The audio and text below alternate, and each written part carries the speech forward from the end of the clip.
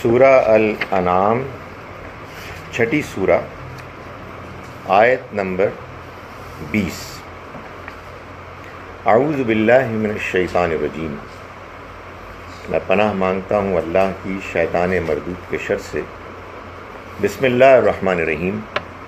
ہم شروع کرتے ہیں اللہ کے نام کے ساتھ جس کی رحمت بے پناہ ہے، جس کی عنایت ہمیشہ کے لیے۔ الذین آتیناہم الکتاب، وہ لوگ کہ جن کو ہم نے کتاب دی، یعرفونہ، وہ پہچانتے ہیں ان کو، کما یعرفون ابناءہم، جیسے کہ وہ اپنے بیٹوں کو پہچانتے ہیں۔ الذین خسروا انفسہم، رہے وہ لوگ کہ جنہوں نے اپنے آپ کو خسارے میں، نقصان میں ڈال دیا، فہم لا یؤمنون، تو وہ ایمان نہیں لاتے۔ میں نے آپ کو بتایا کہ سورہ انعام سے شروع ہونے والا صورتوں کا جو سلسلہ ہے، گروپ، یہ اصل میں 4 صورتوں پر مشتمل ہے، اور اس میں ایک سیکوینس کے ساتھ اللہ تعالیٰ نے اپنی بات کو بیان کیا ہے۔ پہلے دعوت دی ہے، اور دعوت کے بعد اس نے لوگوں کو خبردار کیا ہے سورہ اعراف میں، اور سورہ انفال میں تیاری ہے، اور سورہ توبہ میں عذاب ہے۔ صورتوں کے گروپس کی تقسیم کو سمجھنے کے لیے یہ بہترین گروپ ہے۔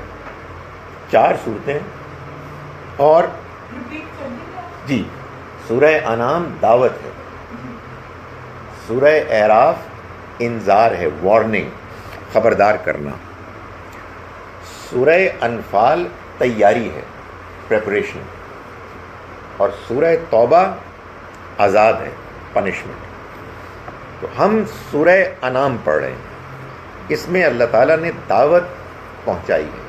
یہ مطلب نہیں ہوتا اس کا کہ بقیہ صورتوں میں دعوت نہیں ہے، یا یہ مطلب نہیں ہوتا کہ اس سورہ میں وارننگ نہیں ہے، لیکن ایک سورہ کا مزاج ہوتا ہے نا، ایک اوور آل اس کی پریزنٹیشن میں فوکس، تو اس سورہ مبارکہ میں وہ دعوت ہے۔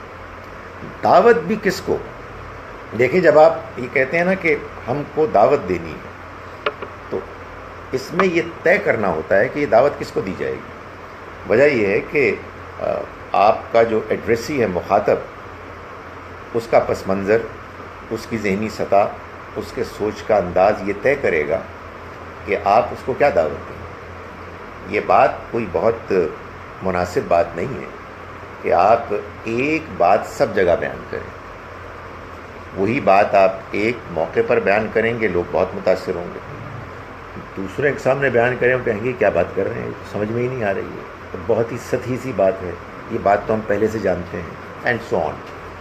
سو اللہ تعالیٰ نے اس بات کو اپنی کتاب میں بیان فرمایا ہے کہ جب بھی ہم دعوت دیں تو ہم اس کو ایسے دیں کہ ہم حکمت کو ملحوظ رکھیں، اور جو مخاطب ہے آپ کا ایڈریسی، اس کی سطح، اس کا پس منظر آپ کے سامنے ہو، اور پھر آپ اپنی بات کو بیان کریں۔ ظاہر ہے بہت سی چیزیں تو کامن ہوتی ہیں۔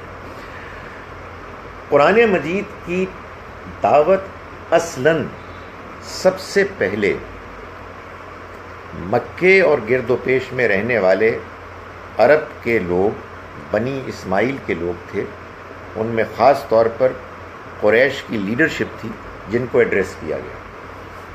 یہ سورہ مبارکہ انہی کو دعوت دے رہی ہے، اور ان کو اس بات کی طرف مائل کر رہی ہے کہ وہ اس حقیقت کو مانیں کہ اللہ وحدہ ایک خالق ہے، وہی مالک ہے، وہی دنیا کو چلا رہا ہے، اور اسی کے آگے جھکنا ہے، اسی سے مانگنا ہے، یعنی توحید کی دعوت۔ اس کے ساتھ جو دوسری دعوت ہے وہ آخرت کو، موت کے بعد ایک مرتبہ پھر انسانوں کے زندہ ہونے اور اپنی دنیاوی زندگی اس کو اللہ تعالیٰ نے پیش کیا.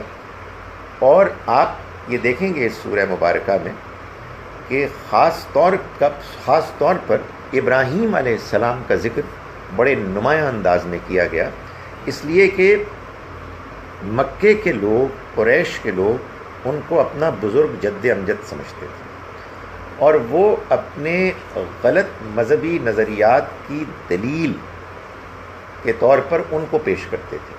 تو قرآن مجید نے یہ واضح کیا کہ وہ تو خالص توحید کی دعوت لے کے آئے تھے، اور انہوں نے اپنی قوم کے سامنے اسی کو پیش کیا.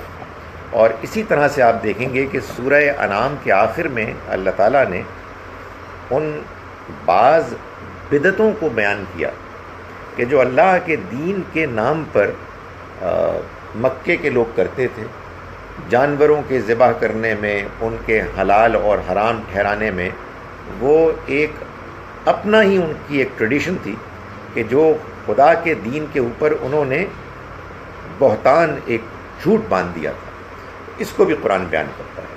لیکن اب ہم جس مقام پر پہنچے ہیں، وہاں اللہ تعالیٰ اپنی بات کو، یعنی اپنے پیغام اور دعوت کو سپورٹ کر رہا ہے، یہ حقیقت بیان کر کے کہ الذین آتیناہم الکتاب، وہ لوگ کہ جن کو ہم نے کتاب دی. یعنی تم مکے والے جانتے ہو کہ یہ یہود و نصارہ یہ تو کتاب سے واقف ہیں، یعنی اللہ کے پیغام سے. یہ لوگ تمہارے مقابلے میں دین شریعت سے آشنا ہیں. ہم نے جن کو کتاب دی، یعنی یہود و نصارہ، خاص طور پر ان کے علماء، یعرفونہ، وہ اس کو پہچانتے ہیں، کما یعرفون ابناہم، ایسے ہی جیسے کہ وہ اپنے بیٹوں کو پہچانتے ہیں. یعنی یہ ایسی مثال دی گئی کہ جیسے کہ کوئی بیٹے کے گم ہونے کے بعد دوبارہ جب اس سے تعارف کرایا جائے تو وہ اس کو بہت آسانی سے پہچان لے گا. بلکہ اس مثال میں ایک خوبصورتی یہ ہے کہ اس میں یہ بھی بیان ہو گیا کہ وہ اس کے بارے میں بےتاب ہوگا، بے چین ہوگا کہ اسے اس کا بیٹا مل جائے. پہچاننے میں کوئی دقت ہی نہیں ہوگی. اسی طرح سے قرآن مجید اور نبی اکرم صلی اللہ علیہ وسلم کا تعارف، آپ کے تشریف لانے کی خبر تورات اور انجیل میں ایسے بیان کی گئی کہ ان کے پڑھنے والے دیانتدار علماء اس کے آنے کے بعد، یعنی اس کتاب کے اور ان پیغمبر کے صلی اللہ علیہ وسلم، ان کو ایسے پہچانتے ہیں جیسے کہ یہ اپنے بیٹوں کو پہچانتے ہیں کہ جن کی ان کو تلاش تھی. لیکن انہی میں وہ لوگ بھی ہیں کہ جو نہیں بھی مانتے. تو فرمایا کہ الذین خسروا انفسہم فہم لا یؤمنون، وہ لوگ البتہ جنہوں نے اپنے آپ، یہ قرآن مجید نے وہ حقیقت بیان کی ہے کہ جو آپ یوں سمجھیے کہ قرآن کی چند وہ تھیمز ہیں کہ جو بار بار بیان ہوتی ہیں. قرآن کا یہ کہنا ہے کہ اللہ کے پیغام سے ہدایت وہی پائے گا کہ جو ہدایت پانا چاہتا ہے، جس کے اندر اس کے لیے آمادگی ہے. اور آمادگی اس کے اندر پیدا ہوگی کہ جو ایک سچا، صاف ستھرا انسان ہے، جس نے اللہ نے اس کو جو فطرت دی ہے اس کو پاک صاف رکھنے کی کوشش کی ہے. چنانچہ اس کے اندر کوئی غبار، کوئی رکاوٹ نہیں ہوتی. لیکن جو لوگ اپنی فطرت کو بگاڑ دیتے ہیں، وہ پھر نہ بات سمجھنے کی کوشش کرتے ہیں اور نہ ایمان، ہدایت پانے کی توفیق پاتے ہیں. تو اللہ تعالیٰ نے فرمایا کہ البتہ جنہوں نے اپنی جانوں کو، اپنے آپ کو خسارے میں ڈال دیا، یعنی جان بوجھ کر گناہ کرتے کرتے اس کے بارے میں ضدی ہٹ دھرم ہو گئے، وہ ایمان نہیں لائیں گے. وَمَنْ أَظْلَمُ مِمَّنِ افْتَرَىٰ عَلَى اللَّهِ كَذِبًا، اور اس سے زیادہ ظالم کون ہو سکتا ہے کہ جو اللہ پر جھوٹ باندھے. او کذب بآیاتی، یا اس کی آیتوں کو جھٹلا دے. یعنی اس میں دو باتیں کی گئی ہیں. ایک یہ کہ اللہ کے اوپر جھوٹ باندھنا. ظاہر ہے کہ جب آپ دین کی بات کریں گے تو یا آپ کی بات سچی ہوگی یا آپ دین کے بارے میں ایک دعویٰ کر رہے ہوں گے کہ جو جھوٹا دعویٰ. چنانچہ اللہ تعالیٰ اس بات کو بیان کرتے ہیں اس حقیقت کو بھی سامنے لانے کے لیے کہ جو لوگ شرک کرتے تھے ظاہر ہے کہ کوئی ایکسپلینیشن تو دیتے ہوں گے نا. یعنی دین مذہب کو میرے باپ دادا کی میراث تو نہیں ہے. دین مذہب کسی فرد کا اپنا اختیار تو نہیں ہے. جب بھی آپ دین کے بارے میں کوئی بات کریں گے تو یہ لازم ہے کہ آپ اس کو ثابت کریں کہ یہ اللہ کا پیغام ہے. یا وہ اللہ کا پیغام ہوگا یا وہ اللہ کا پیغام نہیں ہوگا. اگر کوئی شخص کسی ایسے نظریے کو، کسی ایسے عمل کو کہ جو اللہ کا دین نہیں ہے، وہ اللہ کے دین کی حیثیت سے یا کہیے دین کی حیثیت سے پیش کرتا ہے تو وہ اصل میں اللہ پر جھوٹ باندھتا ہے، افترا کرتا ہے. یہی وجہ ہے کہ ہمارے دین میں بدعت ایک بہت بری چیز سمجھی جاتی ہے، قابل مذمت. اگرچہ کہ بدعت کوئی گالی گلوچ نہیں ہوتی، بدعت ایک دینی عمل ہوتا ہے، لیکن دین جیسا کہ میں نے گزارش کی کوئی میرے خاندان کا کوئی ٹریڈیشن تو نہیں ہے نا. دین تو وہ ہے کہ جو اللہ نے دیا، اپنے پیغمبر صلی اللہ علیہ وسلم کے ذریعے سے دیا. اگر دین کے نام پر کوئی بات کی جائے حالانکہ وہ دین نہ ہو تو یہ پھر اللہ پر بہتان ہے. تو جو لوگ شرک کرتے ہیں، قرآن بار بار یہی کہتا ہے کہ یہ اصل میں اللہ کے اوپر جھوٹ باندھ رہے ہیں. یعنی کہتے تو یہ ہیں کہ اللہ نے لات، عزا، منات، فرشتوں کو، بزرگوں کو اپوائنٹ کیا ہے کہ ہم ان سے مانگیں اور وہ پھر اللہ تک ہماری بات پہنچائیں. لیکن اللہ نے کہا کہاں ہے؟ اللہ نے اس بات کو کس جگہ بیان کیا ہے؟ کون سی صورت میں، کون سی آیت میں، نبی اکرم صلی اللہ علیہ وسلم کے کون سے ارشاد میں ایسا بیان ہوا ہے؟ تو فرمایا کہ اس سے زیادہ ظالم اور کون ہوگا کہ جو اللہ کے اوپر جھوٹ باندھے.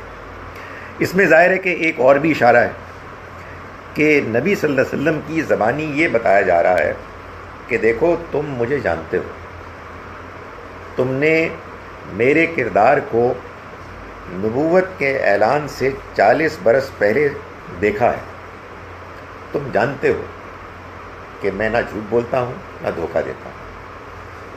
تم اگر یہ سمجھ رہے ہو کہ میں تمہارے سامنے یہ پیغام پیش کر رہا ہوں اللہ کا نام لے کر، حالانکہ یہ اللہ کا پیغام نہیں ہے، تو پھر اس سے زیادہ ظالم کون ہو سکتا ہے؟ تو تم کیا سمجھ رہے ہو؟ تم میرے بارے میں کیا سوچ رہے ہو؟ اور دوسری بات یہ کہی او کذبا بھی آیاتی، یا اس سے زیادہ ظالم کون ہوگا کہ جو اس کی آیات کو جھٹلائے. یعنی کہنے کا مطلب یہ ہے کہ میں نے تو تمہارے سامنے اللہ کا پیغام پیش کر دیا، یہ اگر میں افترا کر رہا ہوں تو اس کا وبال تو مجھ پر پڑے گا. اور تم جانتے ہو کہ میں نے نبوت کے اعلان سے پہلے بھی کبھی ایسا کام نہیں کیا اور نہ اب اس کا کوئی امکان ہے. تو پھر تم اگر اللہ کے اس پیغام کو کہ جس کو میں لے کے آیا ہوں، اگر تم اس کو جھٹلاؤ گے تو پھر سوچ لو کہ اس سے ظالم اور کون ہو سکتا ہے. انہ لا یفلح الظالمون، اور یہ ایک طے شدہ امر ہے کہ ظالم کبھی فلاح نہیں پا سکتے، ظالم کبھی کامیاب نہیں ہو سکتے. کامیابی یعنی آخرت کی کامیابی، اصل حقیقی کامیابی کبھی بھی ان لوگوں کو حاصل نہیں ہو سکتی کہ جو ظلم کرنے والے ہیں. یہ بات کئی جگہوں پر قرآن میں بیان ہوئی ہے کہ اللہ کی نگاہ میں ظالم اصل میں وہ شخص ہے کہ جو جانتے بوجھتے ہوئے غلط بات کرتا ہے، غلط چیز اختیار کرتا ہے اور اس کے نتیجے میں وہ اپنے اوپر ظلم کرتا ہے. قرآن نے یہ واضح کیا کہ ظالم وہ ہے کہ جو ظلم نفسہ، اپنی جان پر ظلم کرتا ہے. اپنے اوپر زیادتی کرتا ہے. تو فرمایا کہ ظالم کبھی کامیاب نہیں ہو سکیں گے. وَيَوْمَ نَحْشُرُهُمْ جَمِيعًا، اور خیال کرو اس دن کا جب ہم جمع کریں گے ان کو سب کے سب کو.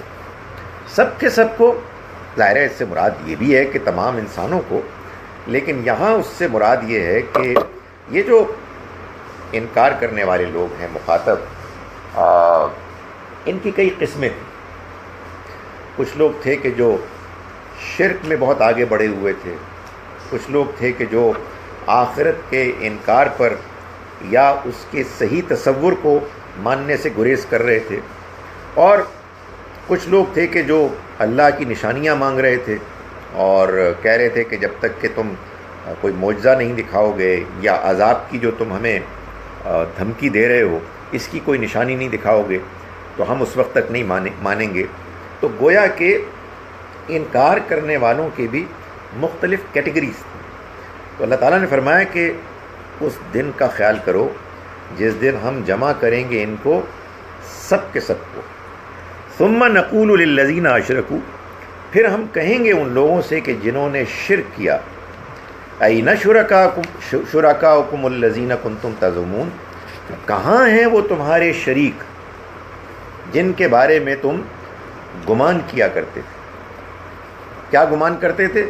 یہ کہ وہ اللہ کے ساتھی ہیں، اللہ کے اپوائنٹڈ نمائندے ہیں، اور وہ ہماری دعائیں سنتے ہیں اور آخرت میں ہماری مدد کریں گے. یعنی دنیا میں انسان کو یا تو اللہ کو مان کر اس کے پیغام کو اختیار کرنے کا طریقہ ہے کہ جو اس کے سامنے ہے، جس کو کہ وہ اپنے زندگی کا لائے عمل بنا سکتا ہے، یا پھر یہ ہے کہ لوگ ایسے بھی ہوتے ہیں کہ جو یہ مانتے ہیں، تصور کرتے ہیں کہ اللہ تو ہے لیکن اللہ تک پہنچنے کے اور ذرائع اور طریقے بھی ہیں. قرآن مجید جن لوگوں کو خطاب کرتا ہے ان میں سے کوئی اللہ کا انکار کرنے والا نہیں تھا. یہ ایتھیزم جو ہے یہ ایک ماڈرن بیماری ہے. پہلے لوگ ہوتے تھے کہ جو اللہ کو تو مانتے تھے لیکن اللہ کو ماننے میں ان کے تصورات بگڑے ہوئے تھے. تو ان کا خیال یہ تھا کہ اللہ موجود ہے لیکن اس کے بہت سے ساتھی ہیں، اس نے اپنی ذمہ داریاں بانٹ دی ہیں، اس کے وہ مقرر کردہ سپورٹرز، وزیر، معاون، ان میں سے آپ کسی کو پکاریں اور وہ آپ کی بات کو وہاں تک پہنچا دیں گے. وہ ہیں اتنے لاڈلے اللہ کے کہ اللہ تعالیٰ ان کی بات ٹھکراتا نہیں. چنانچہ مشرکین مکہ کا ایک عقیدہ یہ بھی تھا کہ وہ فرشتوں کو اللہ کی بیٹیاں مانتے، لاڈلی بیٹی، ایسی لاڈلی کہ جن کی بات نہیں ٹھکرائی جا سکتی. وہ جو بھی والد سے فرمائش کریں گی وہ پوری ہو جائے گی.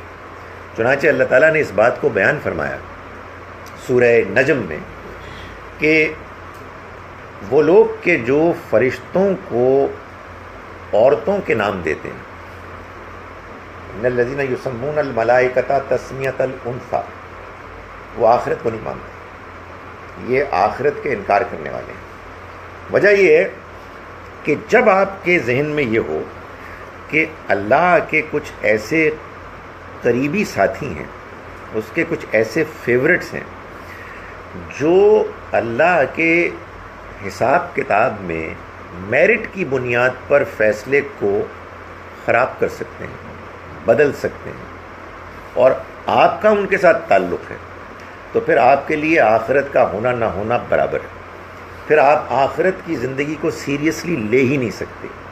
بھائی جب میں دودھ میں ملاوٹ کر کے، جھوٹ بول کے، لوگوں کو دھوکہ دے کے، ان کی زمینیں ناجائز طریقے سے ہتھیا کر، اس کے باوجود کامیاب ہونے میں کے بارے میں مطمئن ہوں آخرت میں، کیوں؟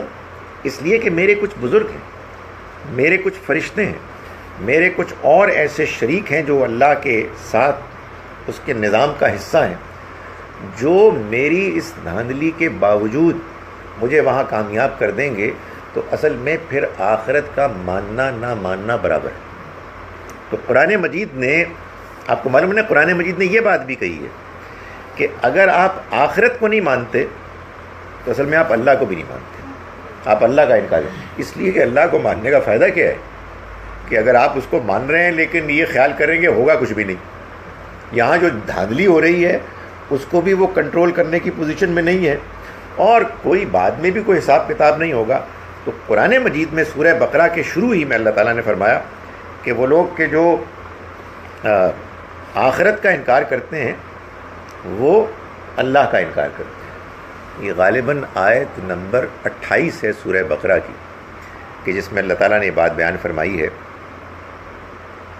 کہ وہ لوگ کہ جو اللہ کا انکار کرتے ہیں اصل میں وہ ہیں کہ جو آخرت کو نہیں مانتے۔ یعنی اللہ تعالیٰ نے فرمایا کیف تکفرون باللہ، تم اللہ کا انکار کیسے کر سکتے ہو کہ جب اس نے تمہیں پیدا کیا، جب کہ تم مردہ تھے، ہاں تم انواتن ثم احیاکم، تم مردہ تھے اس نے تمہیں زندہ کیا، ثم یمیتکم، پھر وہ تمہیں موت دے گا، ثم یحییکم، پھر وہ تمہیں زندگی دے گا، ثم الیہ ترجعون، پھر تم اس کی طرف لوٹائے جاؤ گے۔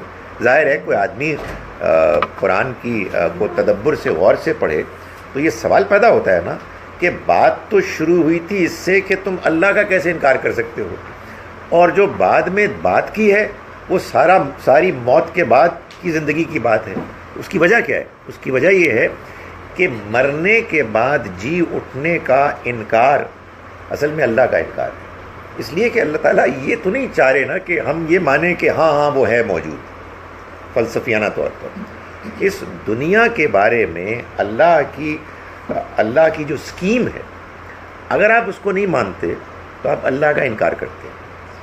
بالکل ایسے ہی قرآن مجید سے بھی معلوم ہوتا ہے کہ آپ آخرت کو مانتے ہیں لیکن اس میں ایک ایسی سفارش کو مانتے ہیں جو میرٹ کو برباد کر دے گی، تو قرآن کہتا ہے کہ یہ آخرت کا انکار ہے۔ اس کی وجہ یہ ہے کہ اللہ نے اس دنیا کو بنایا ہے ایک مقصد کے لیے، اگر اس مقصد کو انسان نہیں سمجھتا تو اصل میں اس کو ماننا نہ ماننا برابر ہے۔ آخرت وہ برپا کرے گا تو آخرت میں وہ لوگوں کے ساتھ انصاف کرے گا، رحم کرے گا، لیکن رحم اور انصاف دونوں مل کر ظاہر ہوں گے۔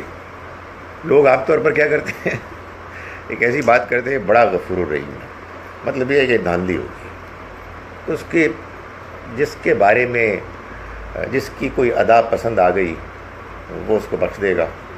سوال یہ پیدا ہوتا ہے کہ دوسرے بیچاروں کی ادا کیوں پسند نہیں آئی؟ اگر کوئی چیز کلیئر ہی نہیں ہے، اگر یہ سب کچھ ایسے ہی ہونا ہے کہ الٹپ ایٹ رینڈم، تو پھر تو ظاہر ہے کہ یہ سارا نظام جو ہے یہ بالکل بغیر کسی اصول کے چل رہا ہے۔ تو میں گزارش یہ کر رہا تھا کہ اللہ تعالیٰ یہ فرمائیں گے وہاں قیامت کے روز، کہاں ہیں تمہارے وہ شریک کہ جن کے بارے میں تم گمان کرتے تھے؟ کیا کہ وہ اللہ کے ساتھی ہیں اور وہ تمہیں بچا لیں گے، تو بھئی ان کو لاؤ نا تاکہ وہ تم کو بچائیں۔ ثم لم تکن فتنتہم، پھر ان کا فریب ختم ہو جائے گا، الا ان قالوا واللہ ربنا ما کننا مشرکین، سوائے اس کے کہ وہ یہ کہیں گے کہ ہم اللہ ہمارے پروردگار کی قسم ہم شرک نہیں کرتے تھے۔ یعنی وہاں بھی وہ فریب کریں گے، وہاں بھی اپنے آپ کو بچانے کے لیے کہیں گے۔ قرآن سے معلوم ہوتا ہے کہ مشرکین وہاں اعتراف کر لیں گے کہ ہاں ہم شرک کرتے تھے، اور اپنی غلطیوں کو مان لیں گے مجبوراً۔ یہاں اللہ تعالیٰ کہہ رہے ہیں کہ نہیں، وہ کہیں گے ہم شرک نہیں کرتے تھے۔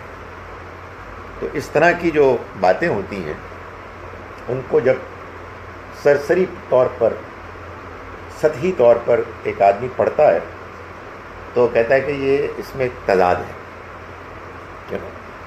ہمارے یہاں تو لوگ چونکہ سمجھ کے پڑھتے ہی نہیں ہیں، تو صرف ثواب کی نیت سے پڑھتے ہیں، تو وہ تو اس طرح کی باتوں پر غور ہی نہیں کرتے۔ میں یہ بات بار بار گزارش کرتا ہوں کہ جب تک کہ آپ قرآن کو سمجھ کے نہیں پڑھیں گے تو آپ کے سامنے وہ چیلنجز ہی نہیں آئیں گے جن چیلنجز کے آنے کے بعد جب آپ ان کو فیس کرتے ہیں تو آپ کا ایمان کا امتحان شروع ہوتا ہے۔ ورنہ آپ کیا کر رہے ہیں؟ آپ ٹریڈیشنل باتیں مان رہے ہیں، کسی سے آپ متاثر ہیں، ان سے متاثر ہونے کی وجہ سے مان رہے ہیں۔ تو میں گزارش کر رہا تھا کہ یہ ایک سوال ہے کہ قرآن کہیں تو کہہ رہا ہے کہ وہ اپنا اعتراف کر لیں گے، فاعترفوا بذنوبہم، وہ اپنے گناہوں کا اعتراف کر لیں گے، فاعترفوا بذنبہم، اپنے گناہ کا اعتراف کر لیں گے، سب سے بڑا گناہ یہی شرک ہے۔ اور یہاں ہے کہ وہ کہیں گے ہم تو شرک نہیں کرتے تھے۔ معلوم یہ ہوتا ہے کہ آخر عدالت جب لگے گی تو اس کے مختلف سٹیجز ہوں گی، یہ لوگ بوکھلائے ہوئے ہوں گے، طرح طرح کے جتن کریں گے۔ جیسے ایک آدمی ہوتا ہے نا کہ جو جب پکڑا جاتا ہے تو پھر وہ ڈیسپریٹ ہو کے مختلف طریقے اختیار کرتا ہے، کہیں اقرار، کہیں انکار، کہیں بہانہ، کہیں سفارش، تو یہ ان کی کیفیت ہوگی۔ تو یہاں انہی میں سے ایک پہلو کو بیان کیا گیا ہے کہ وہ دنیا کے ان کے سارے جو فتنے تھے، فریب تھے، وہ تو سب ختم ہو جائیں گے، مگر وہ وہاں بھی ایک فریب کرنے کی کوشش کریں گے اور کہیں گے کہ نہیں ہم تو شرک نہیں کرتے تھے۔ انظر کیف کذبوا علی انفسہم، دیکھو کیسے انہوں نے جھوٹ بولا اپنے خلاف۔ سورہ انعام 20 سورہ ہے، ورس 24 ہم پڑھ رہے ہیں۔ دیکھو کیسے انہوں نے جھوٹ بولا اپنے اوپر، یعنی خود ہی اپنی باتوں، اپنے نظریات کے خلاف۔ وَضَلَّ عَنْهُمْ مَا كَانُوا يَفْتَرُونَ، اور دور ہو گیا، بیکار ہو گیا، ہوا ہو گیا وہ سارا ان سے کہ جو وہ افترا کرتے تھے، جو وہ جھوٹ بولتے تھے، سب غائب ہو گیا۔ ظاہر ہے جب شرک کا نظریہ ہی باطل ہے، نہ کوئی اللہ کا ساجھی ساتھی ہے اور نہ اس کی کوئی حقیقت ہے، تو جب قیامت کی حقیقت سامنے آئے گی تو ان کے سامنے سے وہ سارے نظریات ہوا ہو جائیں گے، چھٹ جائیں گے، اور ان کے سامنے حقیقت آ جائے گی۔ تو فرمایا کہ یہ اپنے اوپر پھر اس دن جھوٹ بولیں گے۔ وَمِنْهُمْ مَنْ يَسْتَمِعُ إِلَيْكَ، اور ان میں سے وہ بھی ہیں کہ جو بظاہر کان لگا کر آپ کو سنتے ہیں، یعنی نبی اکرم صلی اللہ علیہ وسلم کی بات سنتے ہیں اور ایسا لگتا ہے کہ بظاہر بہت دھیان سے سن رہے ہیں۔ وَجَعَلْنَا عَلَىٰ قُلُوبِهِمْ أَكِنَّةً أَن يَفْقَهُوهُ، مگر صورتحال یہ ہے کہ جعلنا علی قلوبہم، ہم نے ان کے دلوں پر پردے ڈال دیے ہیں، اکنتاً ان یفقہوا، کیوں؟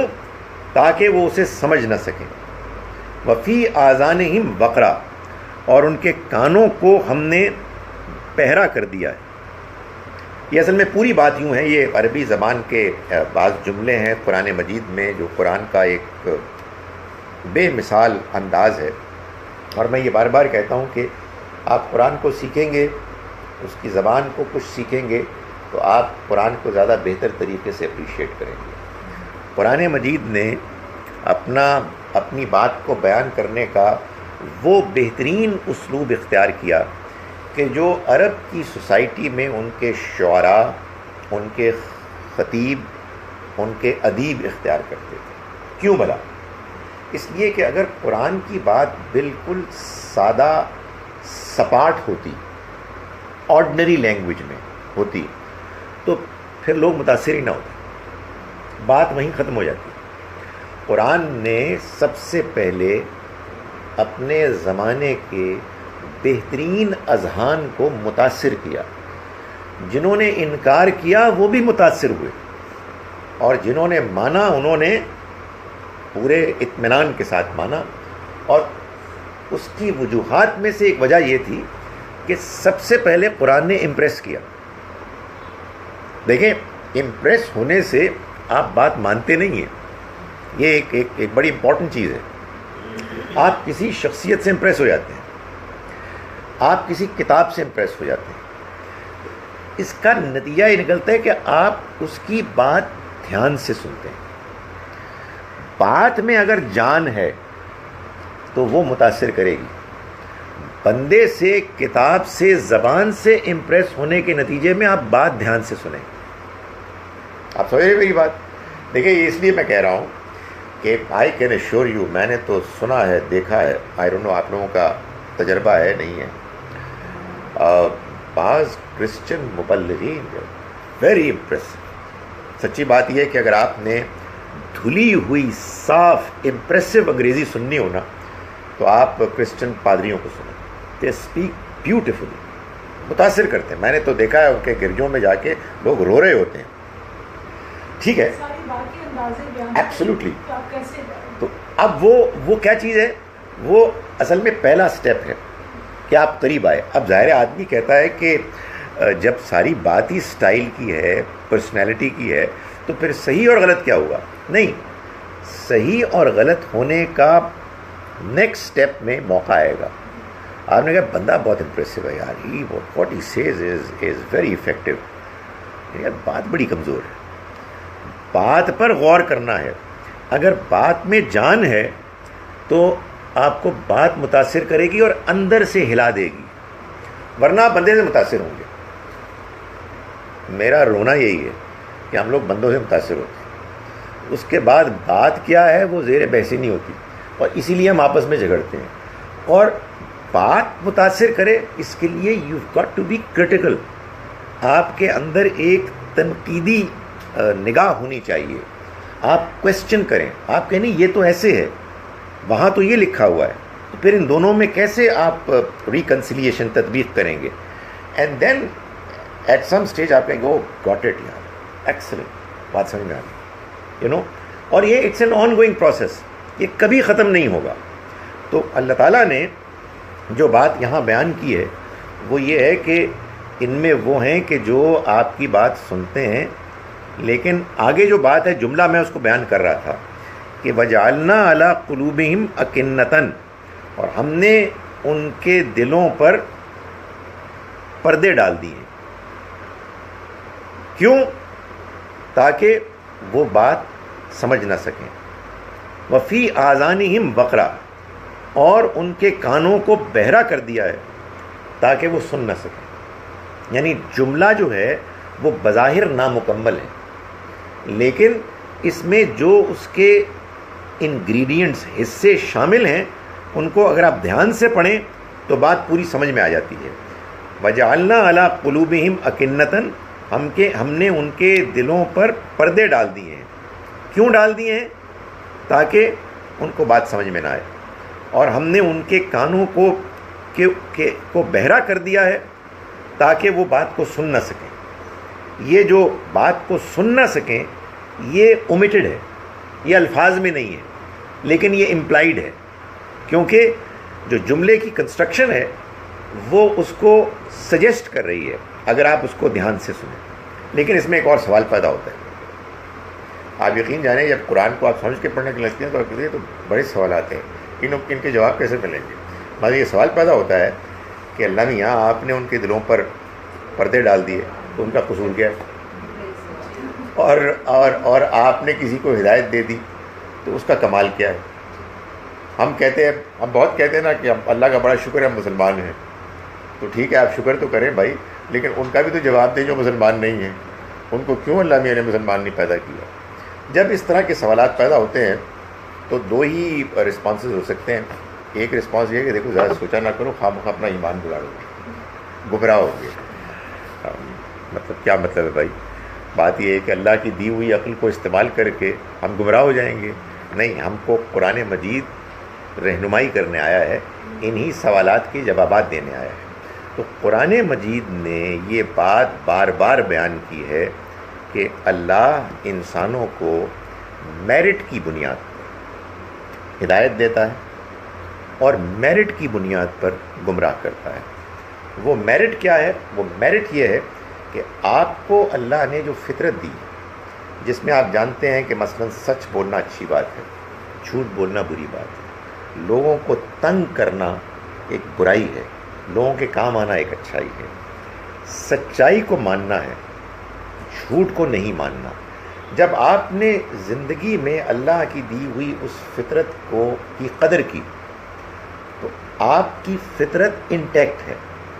اللہ کا پیغام، اللہ کی وحی خارج سے جو آتی ہے وہ ایک بڑی روشنی ہے، ایک بڑا نور ہے.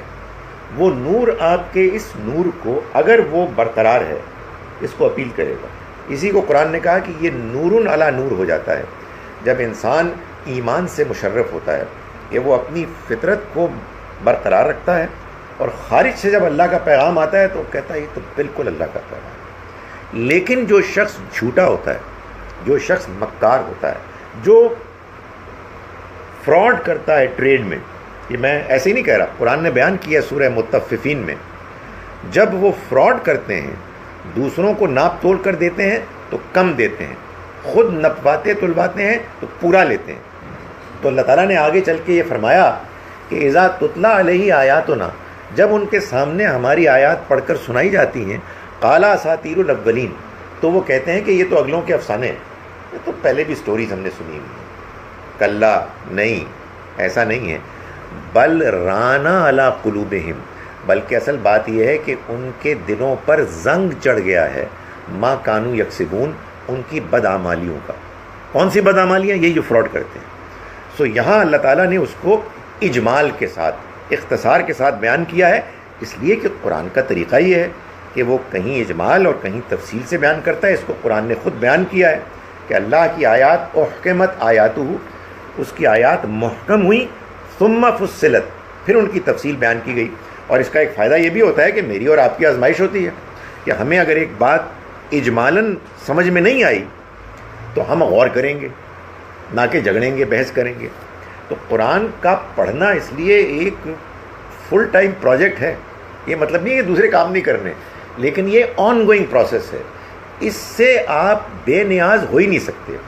تو فرمایا کہ اب مجھے اگر آپ ترجمہ کرنے دیں اس کا، اس ساری تفصیل کے بعد، تو وَجَعَلْنَا عَلَىٰ قُلُوبِهِمْ أَكِنَّةً، مگر ہم نے ان کے دلوں پر پردے ڈال دیے ہیں اپنے قانون کے مطابق، اپنے اصول کے مطابق، میرٹ کی بنیاد پر.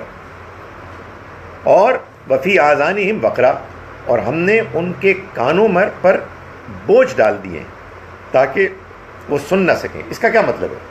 اس کا مطلب یہ آتا ہے نا قرآن میں کئی جگہوں پر کہ صم بکم عمی فہم لا یرجعون، کا کیا مطلب ہے؟ وہ بہرے ہیں. بہرے سے مطلب یہ نہیں ہے کہ وہ سنتے نہیں ہیں، یعنی ان کے پاس بات آتی ہے لیکن وہ اس کو سمجھنے سے محروم ہو جاتے ہیں. تو الفاظ جاتے ہیں لیکن اس کی حقیقت کو نہیں پا سکتے. وہ گونگے ہیں، ان کو اللہ نے زبان دی ہے، دنیا جہان کی بکواس کرتے ہیں لیکن ہدایت کی بات کرنے سے، سچی بات کرنے سے محروم. خدا کی نگاہ میں گونگے ہیں، اندھے ہیں، دنیا جہان کی چیزیں دیکھتے ہیں، ہدایت نہیں دیکھ سکتے. تو یہاں بھی یہی بات بیان فرمائی کہ ہم نے ان کے کانوں کو بہرا کر دیا ہے کہ وہ بات سن نہ سکیں، یعنی اپنے قانون کے مطابق. ایک حد تک اللہ تعالیٰ الاؤنس دیتا ہے، اپرچونٹیز دیتا ہے، مواقع دیتا ہے، لیکن جب ایک حد کے گزر جانے کے بعد آدمی، جس کو کہتے ہیں نا انکوریجبل ہو جاتا ہے، یعنی بات کو سمجھنے کی حد سے آگے نکل جاتا ہے، تو پھر اللہ تعالیٰ اعلان کرتے ہیں کہ انف از انف، اب اس کو ہدایت نہیں ملی. مجھے اس بات کو زیادہ تفصیل سے بیان کرنے کا میرا موڈ نہیں تھا، لیکن میں نے کر دیا. تو ایک آخری بات جو میں کرتا ہوں وہ ضرور کر دیا. آپ کو یاد ہوگا کہ اس کا مطلب فور گاڈ سیک یہ نہ لیں کہ وہ جو بندہ ہے نا جو دین کو ٹھیک طرح سے نہیں سن رہا، اس کے دل پہ مہر لگ گئی ہے. نہیں، ہمیں نہیں پتہ، اللہ سے ڈرنا چاہیے، ہمیں اپنا بھی نہیں پتہ. یہ بات اللہ تعالیٰ بتا رہے ہیں نبی اکرم صلی اللہ علیہ وسلم کو، آپ کی تسلی کے لیے. آپ کو اس پر رنج ہوتا تھا، غم ہوتا تھا کہ یہ بات کیوں نہیں سن رہے، کیا میرے بتانے میں کوئی کسر ہے؟ تو اللہ تعالیٰ فرماتے ہیں نہیں، ایسا نہیں ہے. خدا تعالیٰ فیصلہ کرتا ہے کہ کون بات سمجھے گا، سنے گا، اور کون نہیں سمجھے گا. ہم میں کون ہے؟ ہم میں کوئی پیغمبر ہی نہیں ہے، اس لیے بات آخری حد تک کلیئر کنونسنگ طریقے سے سامنے آتی بھی نہیں ہے. اور یہ بات بھی ہے کہ انسانی زندگی کی سٹیجز بھی ہوتی ہیں. ایک وقت آتا ہے کہ آدمی کی آنکھیں کھل جاتی ہیں. بھائی آخر حضرت عمر کو بھی 6 سال لگے نا, اور حضرت خالد بن ولید کو 18 سال لگے, جبکہ نبی اکرم صلی اللہ علیہ وسلم کی ذات گرامی خود موجود تھی. اس وجہ سے کبھی یہ پیغام لے کے نہیں جانا چاہیے کہ جی یہ لوگ جو سنتے نہیں ہیں یا جو غصے ہو جاتے ہیں یہ اصل میں وہ ہیں کہ جن کے دل مردہ ہو گئے ہیں, جن کے کان نہیں سنتے. نہیں, اپنے آپ کو بلیم کرنا چاہیے کہ یار میرا خیال ہے میں نہیں سمجھا سکتا, میرا خیال ہے کوئی اور موقع آئے گا, کسی اور انداز میں سمجھائیں گے. تو فرمایا کہ وَإِن يَرَوْا كُلَّ آیَةٍ, اور جب یہ دیکھتے ہیں کوئی نشانی بھی, لا یؤمنوا بہا, تو وہ اس پر ایمان نہیں لاتے.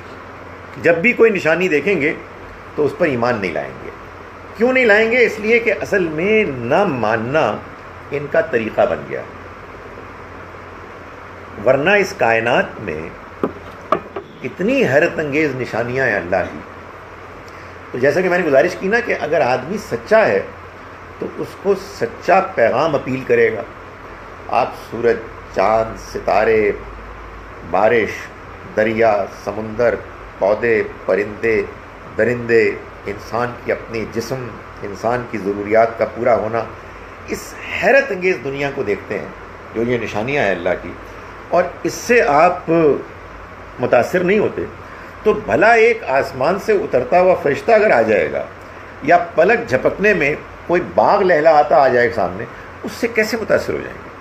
جب آپ کا طریقہ ہی نہیں ہے ماننے کا, آپ غور کرنے کے لیے تیار ہی نہیں ہوتے, آپ نے خدا کی دی ہوئی بے پناہ حیرت انگیز نشانیوں کو اگنور کیا ہوا ہے, تو ہاؤ از اٹ پاسبل کہ one new sign is going to change you? نہیں, یہ نہیں ہوگا. تو اللہ تعالیٰ فرماتے ہیں کہ وَإِن يَرَوْا كُلَّ آیَةٍ لَا يُؤْمِنُوا بِهَا, اگر یہ ہر قسم کی نشانیاں بھی دیکھ لیں پھر بھی ان پر ایمان نہ لائیں گے. حتیٰ اذا جاؤکا, یہاں تک کہ جب وہ آپ کے پاس آتے ہیں, یجادلونک, آپ سے جھگڑتے ہوئے, حجت کرتے ہوئے, یقول الذین کفروا, تو کہتے ہیں وہ لوگ کہ جنہوں نے انکار کا فیصلہ کر لیا, جو منکر ہو گئے, کیا کہتے ہیں؟ ان ھذا الا اساطیر الاولین, یہ کچھ بھی نہیں ہے مگر اگلوں کے افسانے. ظاہر ہے کہ جو پیغمبر صلی اللہ علیہ وسلم بات پیش کر رہے تھے وہ بات کیا تھی؟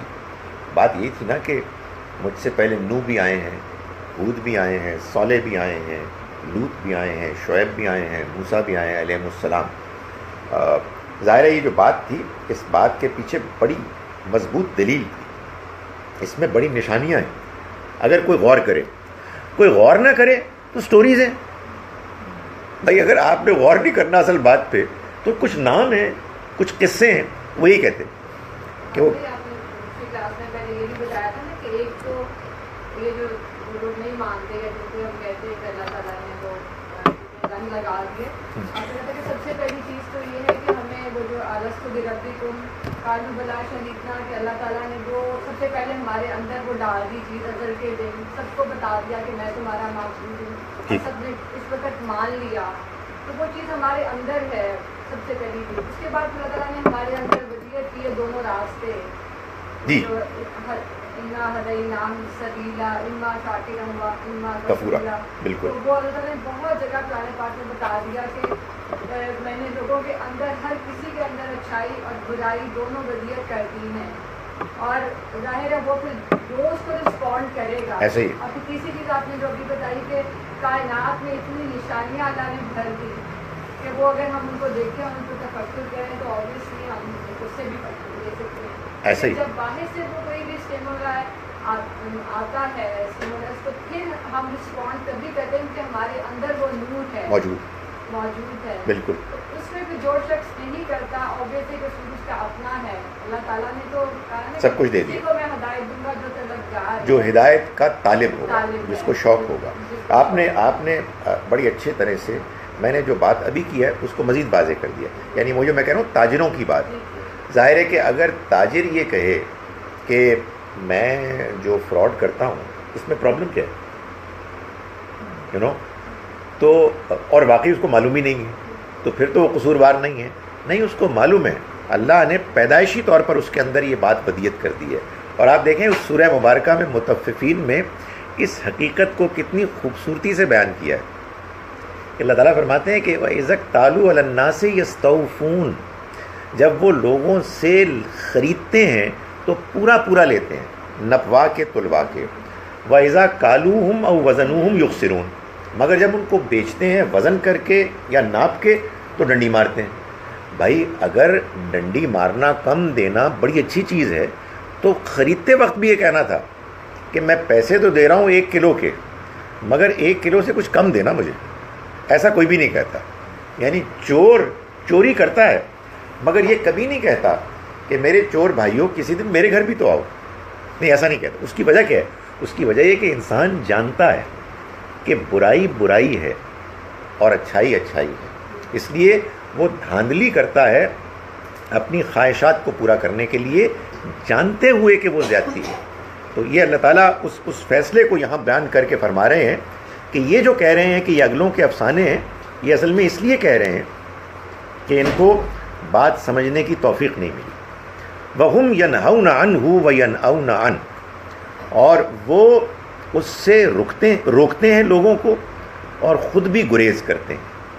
یعنی ان کا حال یہ ہے، ظاہر ان کا حال سے مراد یہ جو سامنے قریش کے لوگ ہیں، ان کے لیڈرز ہیں، یہ دوسروں کو بھی روکتے ہیں، خود بھی گریز کرتے ہیں. وَإِن يُهْلِكُونَ إِلَّا أَنفُسَهُمْ، مگر نہیں ہلاک کرتے کسی کو سوائے اپنے آپ کے.